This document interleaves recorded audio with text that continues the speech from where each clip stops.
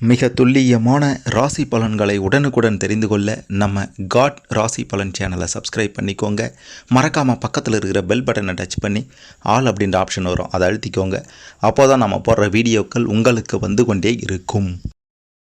மீனம் ராசியில் பிறந்த உங்களுக்கு 2026 மாசி மாதம் முடிவதற்குள்ளார, அதாவது 14/3/2026க்குள் உங்களுடைய கிரக நிலைகளை பொறுத்து குடும்பத்தில் நடக்க போகும் 2 சம்பவம், பிரச்சனை, என்ன செய்யணும் எதை செய்யக்கூடாது, என்ன நடக்க போகின்றது அப்படின்றத பற்றி தெளிவாக பார்க்க போகிறோம். அதுக்கு முன்னாடி நீங்கள் எந்த தமிழ் மாதத்தில் பிறந்தீங்கன்னு கமெண்ட்டில் சொல்லுங்கள். கடவுள் பக்தி அதிகம் கொண்டவங்க இந்த வீடியோவை மறக்காமல் லைக் பண்ணிக்கோங்க. சரி வாங்க.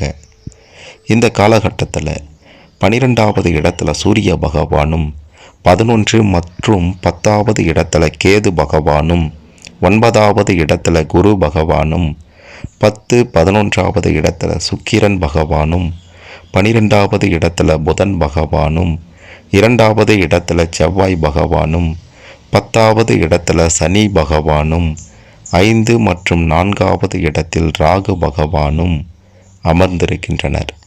கேது பகவான், சூரிய பகவான், சுக்கிர பகவான், குரு பகவான், இந்த கிரகங்களால் மட்டும்தான் உங்களுக்கு நன்மைகள் உண்டாகும். பணப்புழக்கம் சிறப்பாக இருக்க போகின்றது. உறவினர் வருகையால் நன்மை உண்டாகும். புதிய ஆடை ஆபரணங்கள் வாங்குவது, வண்டி வாகனம் வாங்கக்கூடிய யோகமெல்லாம் நிச்சயம் இருக்கின்றது.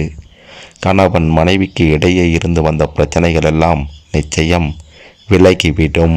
குழந்தை பாக்கியம் இல்லையே என்று கஷ்டப்பட்டவர்களுக்கு பிள்ளை பாக்கியம் கிடைக்கப் போகின்றது. நீங்கள் நினைத்தபடியே நடக்கப் போகின்றது. குடும்பத்தில் உங்களால் பல நன்மைகள் உண்டாகும். உறவினர்களிடம் பேசும்போது கொஞ்சம் பொறுமையாக இருக்கணும், இல்லைனா பிரச்சனை தான்.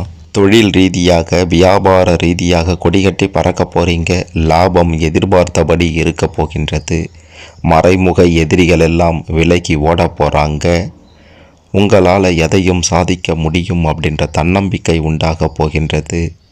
பிள்ளைகளால் பேரும் புகழும் கிடைக்க போகின்றது. மாணவர்கள் மிக பெரும் வெற்றியை பார்க்க போகிறீங்க.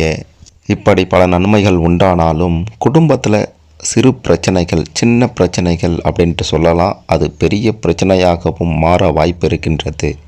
பொருளாதார ரீதியாக, பண வரவு ரீதியாக, கொடுக்கல் வாங்கலில் பிரச்சனை வரும் குடும்ப உறவினர்களிடையே.